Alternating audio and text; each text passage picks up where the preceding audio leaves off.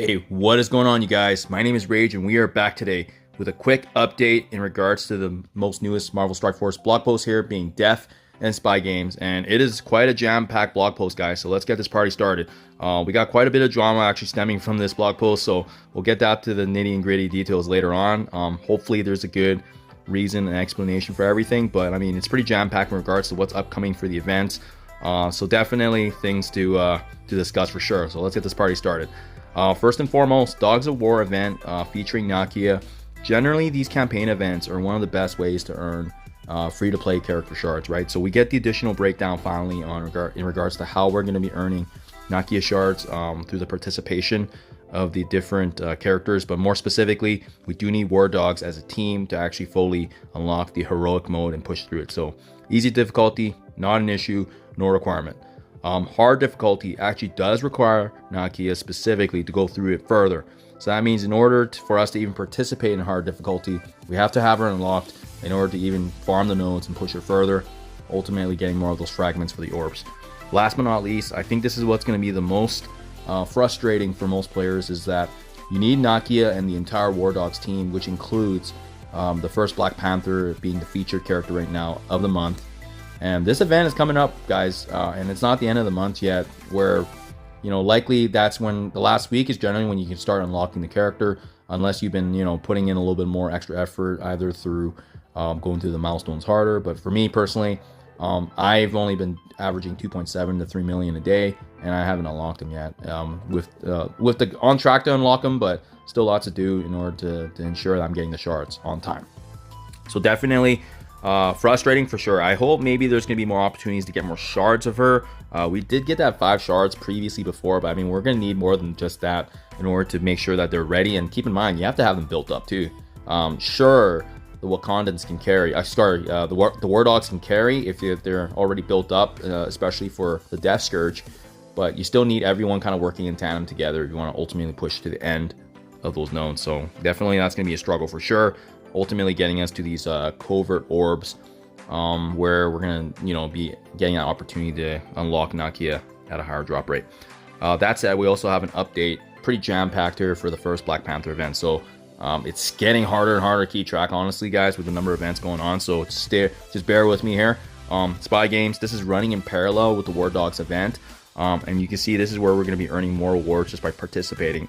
Generally, it's done through more opening of the orbs, but it looks like there's going to be a couple things going on. So it's a 7-day milestone, and then it's going to also be consisting of this dead drop milestone rewards with sleeper agent web milestone and by spending power cores. So a couple of components kind of making up all these together, ultimately giving us a 5 red of Black Panther, Nakia gear, as well as the feature item being the razor sharp claws. So definitely important to be mindful of this milestone, because this is going to add to the monthly event. So part of this includes the dead drop milestone. This is opening the covert orbs, as I mentioned earlier, allowing us the opportunity to earn additional milestone points, gold, as well as Elite 4 credits. The sleeper agents web one, this is specifically earned based on covert trait characters being utilized, and it's just through blitzing. So simple, straightforward. We also have another coordinated assault coming right after we just wrapped up this one. Again, saving up as much isolate energy as you can. This is huge, just to make it easier on your alliance, and that way you can capitalize again on the opportunity for the vibranium meteorites. And then as well, a quick rumble here for the Guardians of the Galaxy, so we'll just quickly skip that. Those aren't generally too important.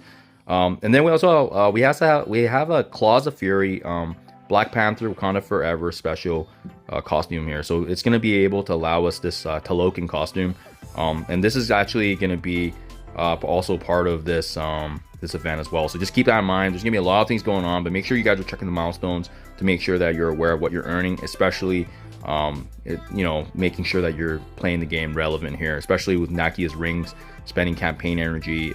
That's how we're gonna ultimately get another event item here, being the heart-shaped herb, as well as purchasing Namor's featured costume. So a lot of things going on, guys, unfortunately. Powerful Pause milestone. This is also going to be running in tandem with the other milestone I just noted above. Collecting power cores to rake in points, and that's going to be rewarding you Nakia's rings. Again, the featured item, following the claws. So here we go. Also running in tandem with that is going to be the Roar of Wakanda web milestone. So this is just battling a war. So 2 separate ones, but again, this is going to be running after, I'm assuming. So they're just loading up everything into this blog post just to get it out of the way, and doing their best to confuse all of us, which surely is working because we're losing track of which milestones we're doing. After all the milestone stuff is actually cleaned up now, finally, Famine Scourge event's running again. So this is going to be bringing back Rogue for the second time on her shards. Very, very important, guys, because with Rogue, this is really notable. She's one of the best legendary characters in the game, and if you guys have Young Avengers built up, they're definitely the recommended team to utilize. For sure. Out of Aid Force, Young Avengers, Inhumans, no question. As well as Young Avengers being actually used in the end game. Pretty effective in both War and Cosmic Crucible, so just well worth it. As well, they just have some updates in regards to the leaderboards, but more notably, the highlight and drama coming out of this blog post today is coming from the Death Scourge event details. So finally, guys, the epic journey to confront and take down Apocalypse enters a new chapter today. So what's going on here is they actually finally give us the details of how each node's gonna look, and this is actually what is it's kind of mind-boggling for everyone, right? You can see starting from even difficulty 1, you do need actually minions for nodes 1 and nodes 2 to participate. And then as well, we already knew about Bionic Avengers and Wakandans a long time ago, so that likely, was not a surprise for us, right? And then as well, we finally see that going forward, node 6 to node 9, if you're doing a difficulty higher than difficulty 4, it is going to be, higher than difficulty 5, it is going to be non-legendary mutants, and then followed by legendary characters. So I don't think we were surprised by those choices, just given kind of what the buffs we've been seeing. But definitely, for sure, this is going to be one of the hardest scourges out of all of them, just in general, because of the fact that we don't typically have minions built up, and as well, non-legendary mutants. As far as I'm concerned, the mutant teams really do thrive off the legendary characters. So I mean, it's gonna definitely be interesting to see some of the theory crafting there involved to see what teams kind of thrive. But for sure, lots to break down the analysis. But the minions discussion is really what's kind of bothering everyone, especially when you look at difficulty 1 to difficulty 4. I mean, they're basically new to the game. Even my alternate account, I've been able to actually get through difficulty 1 Scourges. So I mean, this is gonna put a hindrance in my game plan for sure. Especially if you have a lower level account and you're just trying to participate, get the 100k points to get the bare minimum of 40 shards, right? I don't know why they decided to do this. I feel like due to the uproar and drama that we're kind of seeing from everyone, and due to our discontent, they're likely going to revise difficulty 1 and difficulty 4. I hope so. It's just not reasonable. I think after difficulty 5, because at that point you're talking to end game players. I mean, it kind of makes sense. You made us work this hard already all year, and you're finally pushing us to do something again on top of what we've already been building on all the other Scourge teams. So yeah, like, is it surprising? Not really, but to utilize something as, like the minion traits, where we generally don't have any good characters at all, it does leave a sour taste in mostly everyone's mouth, right? So that's why the outrage is coming. Hopefully there's some updates coming in regards to minions. Maybe there's getting some character rebuffs, and maybe it makes sense later on. I'm not sure, to be honest, guys. But it does say that, of a special note, there are 3 Scourges that affect minions specifically. These Scourges are all worth 23 points and will affect all Scourge minions in battle, player minions included.